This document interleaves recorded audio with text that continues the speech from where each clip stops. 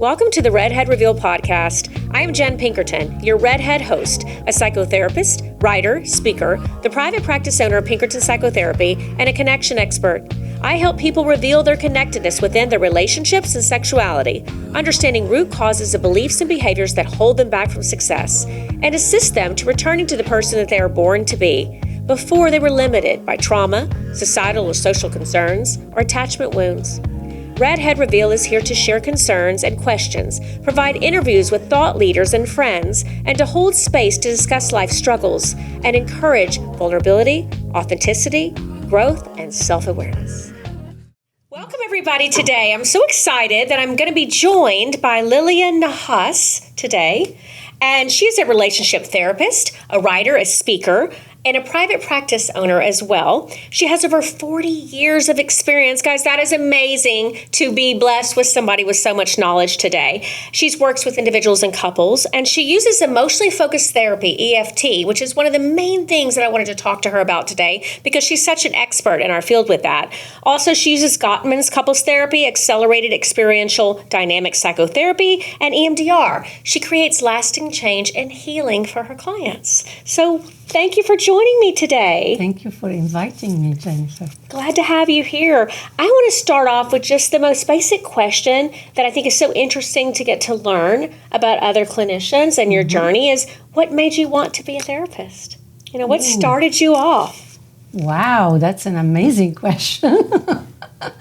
Well, it really started with in my childhood. With the school where I went, we had a psychologist. Okay. And kids would go to him to talk if they had a problem, if something wasn't right at home. And I thought this was a real cool thing to have someone you can turn to if you are having any difficulties or challenges. Right. And so it looks like I filed it somewhere until it was time to go to college. And then I had the opportunity to study clinical psychology or industrial psychology. And I started with clinical, and I fell in love. And you loved it, and yes, here you are. Exactly. I think that it's interesting that most therapists start off with an origin point of being interested in it early on. Yes. Even if they left it for a while before they come back to it, I feel like that's a common theme I often find. I think those of us that do this work are so in love with it in that way that it stays with us. Exactly. Since a lot of people today probably don't even know what EFT is, I would love to turn it to you to really explain what that is and what the core concepts and the approaches are and how it really helps people. Yes. So EFT stands for emotionally focused therapy. And it's used with couples, individuals, and families. And in terms of the main principle is that it's based on attachment theory. And I know in many of your podcasts you've been talking about attachment needs. Near and dear to my heart. Exactly. So that's a very big component in EFT, is that also emotions, the word emotion comes from movere in Latin, which means movement. So emotions move us through life. And since, let's say specifically a marriage is an emotional relationship, it's very important and fundamental that we help couples talk about how they feel, how it's moving them, and what if their attachment needs are met, and and address emotions and needs. So, and then also couples get into patterns of how they dance through life. So sometimes we have desperate measures that we go to if we feel like our attachment needs are not met. And then they become repetitive. So some people tend to express how they feel and what they need, others withdraw. So that's a very typical dance that we see in couples. So in EFT, we help couples have increased awareness of how they dance, what their step in the dance is, and what's underneath that is driving the pattern. I think that one of the main parts that might relate to a lot of people is this push-pull dynamic. Yes. The pursuer-withdrawer. Exactly. I think that most people in a relationship at some point can identify that either they naturally kind of gravitate towards one or the other. Yes. And they can see that and identify that in their partner. Right. And that dynamic can become so problematic over Yes. time because you don't ever feel like you're both on the same page. Right, exactly. Like one person wants more closeness, and the other person could hear it as a criticism or could hear it as like, you mean I don't do enough? I'm not enough? So you're absolutely right. That's kind of what start to color the dynamics in a negative way. And I think sometimes the withdrawer can also just simply feel not emotionally safe, that flooded with emotion. Exactly. Yeah. And it's misconstrued and identified as lack of interest or not wanting to be there and connect and sit in that moment. Yeah, which is far from the truth, right? I think when some of us don't feel safe and scared, as you said, we withdraw. We go inside. But on the inside, there is a lot going on, a lot of thoughts, a lot of feelings, and a lot of longing to get it right.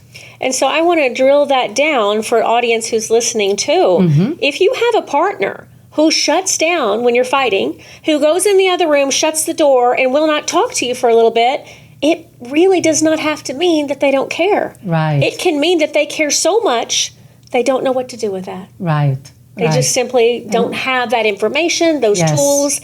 And that's why maybe working with EFT would be such a transformation to understand why they naturally go to that place. Yeah, beautifully said, Jen. That's exactly right. And on the outside, it looks like, oh, you'd rather go work in the garage.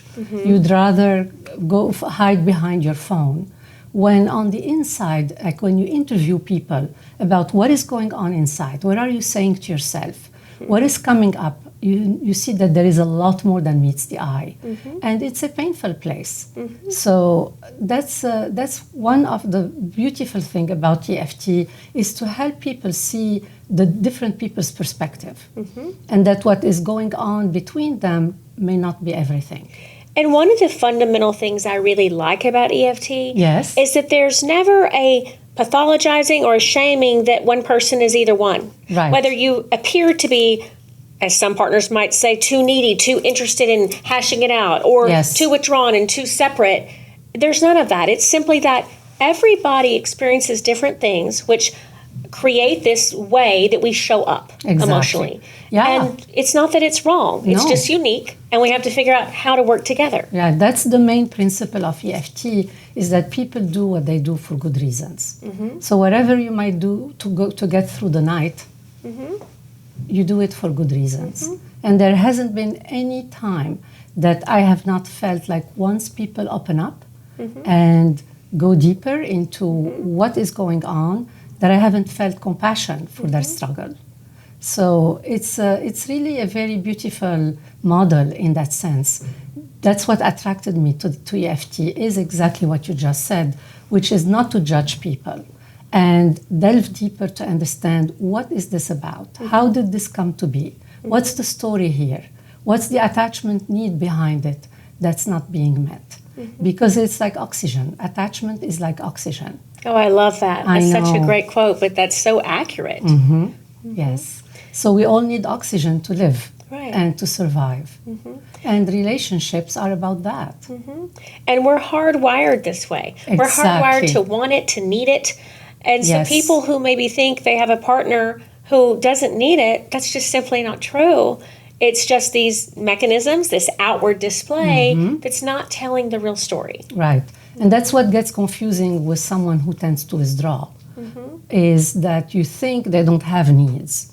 You think that they don't have feelings, that they are cut off. And when you grow up in a culture or a home where emotions are looked upon as weak, or like if you need something that's weak, you're supposed to be self-reliant. People train themselves to not show how they feel and what they need. Right. Well, the brain's so adaptive. That's the neuroplasticity of our amazing brain is we're going to learn how to deal with our environment, whatever it is. Exactly. And that's what people learn. Exactly. I love it when we're working with clients and you go in to understand basic concepts about like who comforted you when you were hurting. Yes. Where did you go? What did you do? I love that question. And you realize very quickly, I feel like the clients realize very quickly, maybe I didn't have what I needed after all. Because most people can be feel like they had a great childhood. And most parents, I always say this, I believe most parents do the very best they can with what they have. Yes. But what if what they had is not what we needed? Right. Yeah, the lack of judgment goes to everybody. Yes. Definitely. Yes. However, it impacts people in different ways, and then we carry it when we don't need it, maybe. Later on, as adults, in our love relationships, we sometimes repeat the same old patterns, and because we're habitual. And that awareness is the first step, is to know, here is what I'm doing, that's what's going on, that's what triggers it for me, that's the story here, and I have a choice. What is the choice, and how today can I make a different choice, like a crossroad or a choice point? And then it feels like I have more agency over myself. I love that. Before I snap or right before I get angry with you, how about if I calm myself down and say, you know what, here is what I need to feel loved. Here is what I need to feel closer. And that does take some courage. Courage. To get to this place, to be able to, number one, even identify what was that problem that brought us to where we are. Right. And then to get to that place to feel confident enough to say, okay, wait a minute. Right. Yeah, I love that you used courage because that's been my favorite word recently. When I understood what the origin of the word is, courage comes from French, cœur, which is the heart. Oh, so I didn't know that. I know, I love that. I love that too. Like speaking from your heart, right, is the essence of relationships. And to find that safety and to first know how I feel. Sometimes we don't even have words to express what we need and what we feel. So we start with the basics and then build from there. And do you find that when you're working with a couple, I find that the couple that's a little bit more shut off, the partner in the couple that's more shut off, is that's part of the biggest part of the journey is just to have an understanding of, okay, feel here, think about it. What's the inner voice saying? What are you feeling inside? What's going on? Right. Because I don't think we're taught to stop and feel and think. Exactly. And especially if you're more avoidant anyway, that's just not a comfortable place. Yeah, and then you did this, right? Like in your body, in your inside, what do you notice? And that's something we don't usually do. It's very, like it takes time. It's like a new language to get used to listening to our body. I mean, we usually tune in if like it's a huge reaction. Like I have an exam and have some butterflies in my stomach or going to do public speaking and my heart rate is up. But we don't necessarily tune in with the subtleties. Or we do unconsciously and we react. So that's another very important point is one way to help people connect with themselves is to start to open that road and see what's in your body. What is your body saying? Tuning in, like they say, the issue is in the tissue. What's in your tissue? Right. And I like that somatic type work. I like to teach people to notice, to do a body scan, basically. Yes. It's just taking inventory of what we're feeling, who we are, how we're showing up, what's going on. Exactly. And to learn awareness, I think, is such a gift. Yes. To become self-aware in general, separate from even what we're talking about with this approach, is just the concept that what would happen if we all could be more self-aware. Right. And relationships are demanding. We can't not bring our entire self. So, and sometimes we've learned not to be in tune with our entire self because either trauma or just training or adapting. So that's the challenging work. I agree with that so much, and that's really why I love this model. Is the foundation? It's so closely tied with that attachment theory that I feel like our primary love lessons are it for us. I mean, that's where it all starts. Yes, and I don't feel like a lot of other models pay attention to that in the way that EFT does. Right. Like the need to feel loved, the need to know you matter to somebody, and that's a big call. And we sometimes are so busy managing, paying bills, taking care of the kids, or planning a trip, and we don't pay attention to what the fundamental need, or when we do need our partner, they sometimes don't know how to respond. Right. And just don't have that education to understand what it even means. Yes. So I believe it works for so many people. Is there any type of couple that this doesn't work for? Well, usually if there is an active addiction, if there is an active affair, if there is physical violence, it would be a challenging model to use because the main principle is safety and helping couples reconnect and feel more secure in their bond. So if you are trying to build safety and there is always something in between, a threat that might disrupt everything, and there is betrayal or there is an active addiction, like I said, or you don't feel safe, it's going to really be very, very difficult. But I think that's probably very difficult with any model, basically, with those particular things. And my point of that question is, I feel like it is kind of universal. Anyone in a relationship can probably benefit if you are coming from a place without some of those pre-existing, really heavy concerns that might need to be separately addressed first. Yeah, exactly. These are risk factors in any model. That's right. That's right. What about your own? How has your own mental health journey, inspired your career? Have you had any sort of personal reflection on yourself in doing this? Yeah, absolutely. I mean, how can you not? I couldn't. I agree. Right. And I emphatically recommend for any therapist to be in therapy themselves because it's a very, very important part. This is a very intimate work. People come to you, open their heart in their most tender place, and it's going to touch us.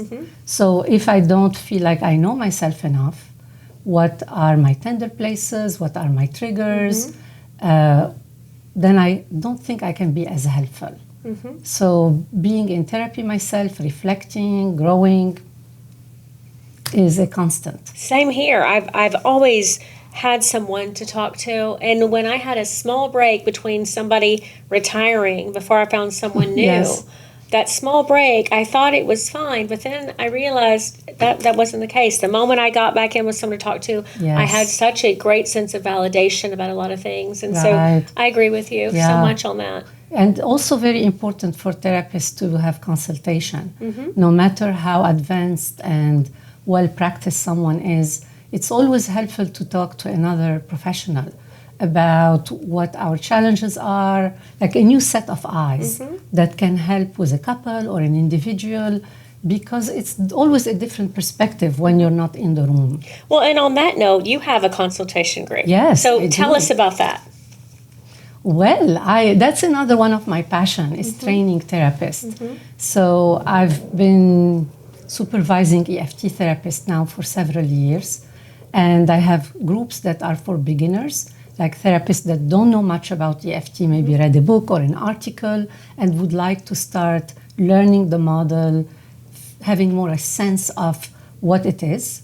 And then a more advanced group for people that are close to certification. So like helping them embody the model, be true, use it, and then apply for certification. So that's been one thing I absolutely love. And I want to share with our audience, too, that I felt so honored and privileged that you got to come in and kind of give an overview and information to our team at Pinkerton Psychotherapy. Yes, I loved it. It was so great. Yeah. I just think you're such an amazing instructor. So I Thank want to you. tell anyone who's listening, if you're looking for someone Thank who you, can do Jenn. that, that's definitely, you're the person people need to contact. Yeah, thank you. I would love to give our audience an idea of a success story. You know, someone that you've worked with, just conceptually, to be able to share how, wow, this really made a difference. Is there any type of case concept you can share of a type of couple or type of person and how they really had a transformation? Yeah. Well, let's see. Maybe recently there was a couple that came to see me, and they were really on the brink and feeling so desperate that the way their relationship was going became really painful.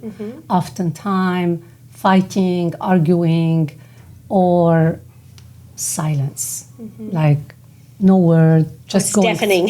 Yes, going through life. And really sad for both of them because they still really cared and they wanted to have a family. They wanted to continue. And so tuning in with that desire, that will, that wish to continue makes a big difference when someone else from the outside helps you see it. And then from there, we started to learn more about the pattern, how it goes between them, what specific situations makes their alarm bells ring and make them start to feel like, I want to snap now, or I am really disappointing my spouse, and I freeze. I don't know anymore what to do. So as we learned more about the pattern and what the triggers are, and in this case, it was a heterosexual couple, and the husband tends to enjoy working alone. A lot of the work is behind the computer. So it was really, really helpful for this person to start to understand where his wife was coming from. That it wasn't that she doesn't love him anymore, but that her need to be seen, to be heard, to be validated, she couldn't go without that. And he absolutely wanted to give her that, but he did not know what that would look like. So as we talked more about that and clarified what some of this dance is about, there started to be movement, and there happened to be two very bright and motivated people. So within a short time, they were starting to tune in with each other, make time to come together, to talk, to realize that conflict is not a bad thing, and to find each other. And so I think the more couples find that safety, then they can be on their journey on their own. I agree. Yeah. So that felt so meaningful to me, to be able to help them with that shift. For sure. And it's a big shift because then they're able to look back and think, wow, we don't have nearly as many problems. We still have conflict. It's inevitable. Exactly. And it's healthy to have conflict. Right. But we're not getting to this place where we feel alone. We're not getting to this place where we feel stuck. Right. We're able to work through it, understanding each other, knowing what each one of us is bringing to the table. Right, exactly. And starting to feel some agency. Like I can say the right word. I can tune in with my wife's feelings. It's not dangerous. It's the more I stay stuck in my head that I don't make much movement. And for some people, that's very hard to practice. So that's another thing that's amazing about EFT, is asking people in the room, in the moment, when everything is up and heated, to try something new, to make a new move. And so this way, when they need it outside the therapy room, they've already tasted it. They already know what it takes, what it requires from them. And earlier you mentioned the dance. Yes. You know, the couple dance. Yes. I want to give you a chance to kind of expound upon that for people who don't understand what that means. Right. Let's dig a little deeper on the dance. Yeah, that's a great question. So by dance, what I mean is like oftentimes in a relationship, you see that one person make a step and the other person responds or doesn't respond. And it becomes kind of like repetitive, Or like there is, when you're dancing, you're tuning into some music, right? So the music could be, oh, she doesn't like me. The music could be, oh, he could not care less how I feel.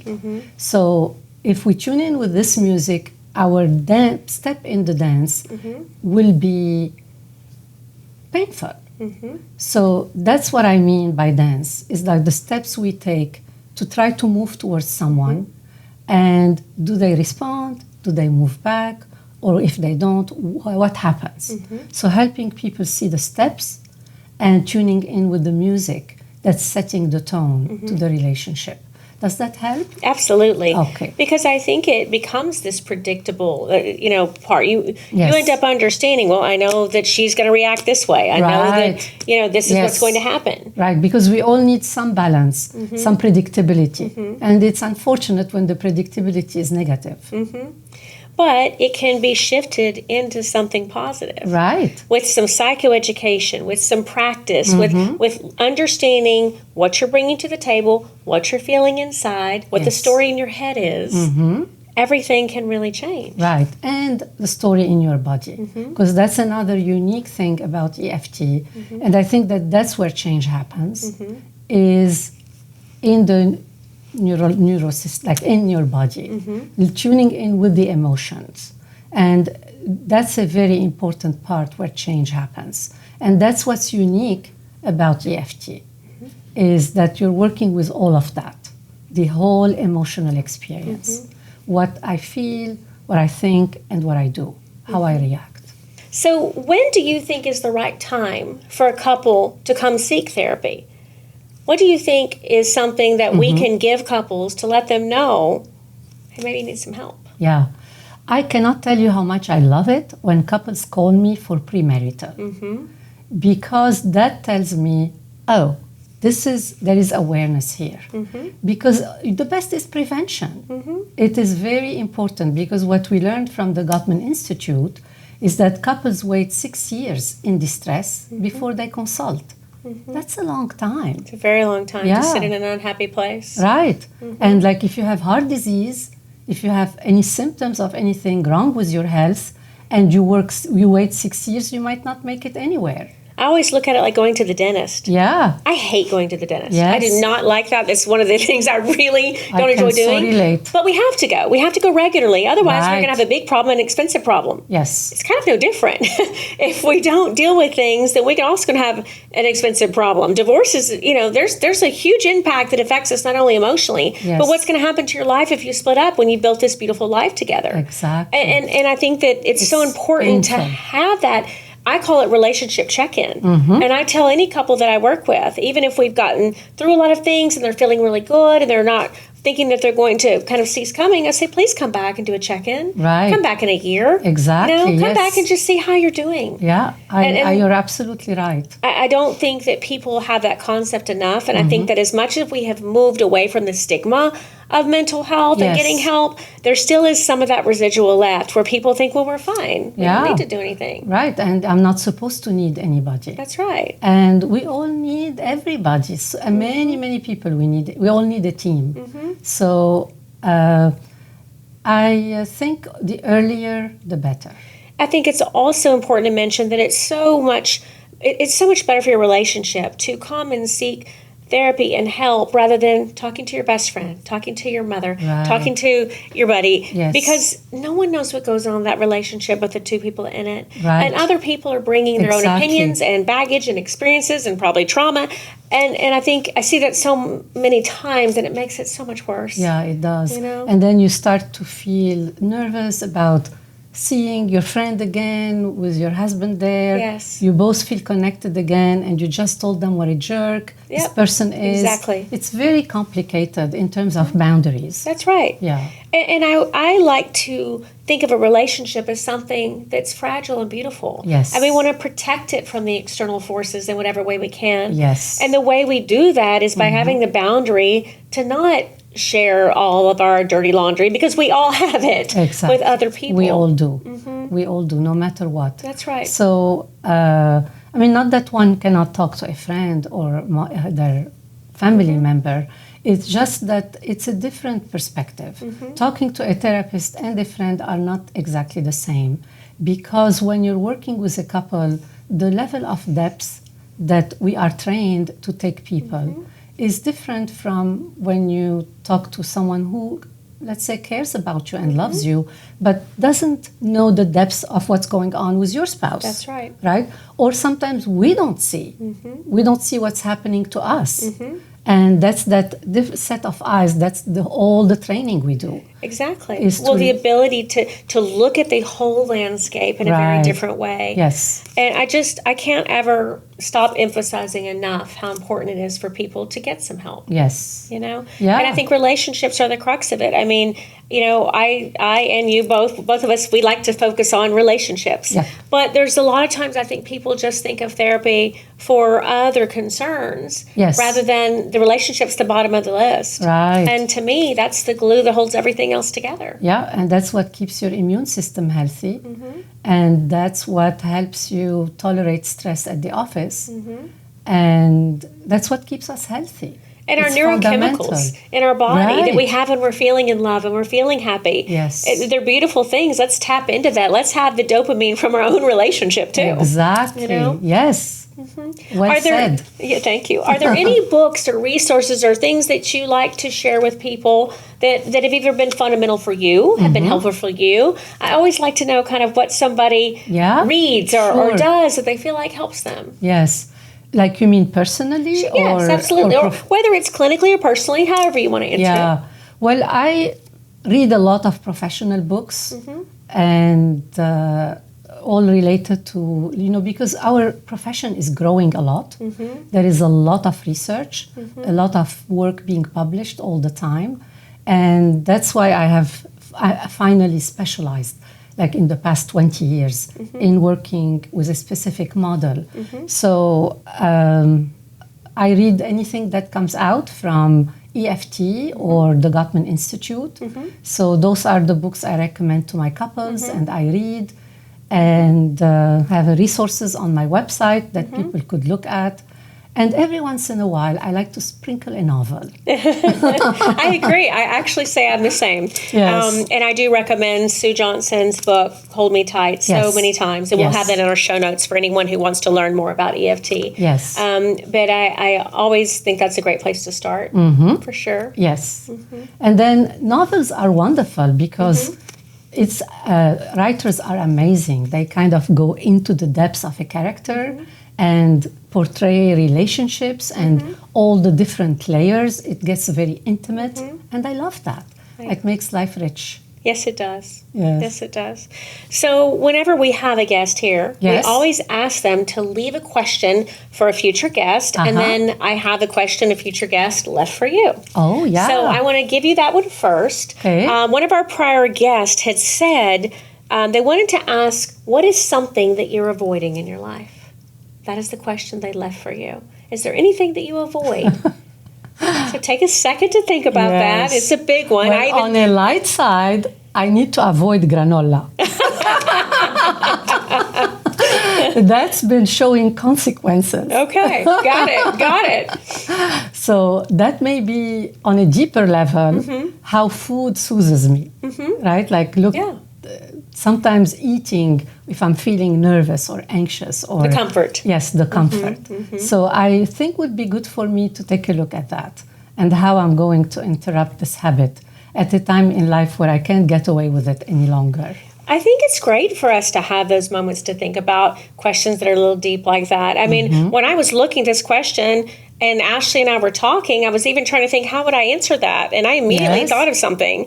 Too, for me. I think it was a good question to kind of think about. It's a lovely question. What is one that you would like to leave for a future guest? Is there something you can think of that you would like to ask someone? Well, there is something else that have been really up for me that I would like to offer other people. Yesterday was Valentine's Day, and I was thinking, like, what is it? How could, if you let love guide you, what would you do next? What would you say next? Okay, I like that. Great. Well, we'll look forward to see what a future guest answers with I'm going to have to listen to the next episode. I really loved having you here today. Thank you for joining Jenn. us. Thank you for having me. And we'll have your website and socials and ways for potential clients to reach out to you, to find you. Thank you. I appreciate to see you. that. So thank you again. Thank you for having me. That was so much fun.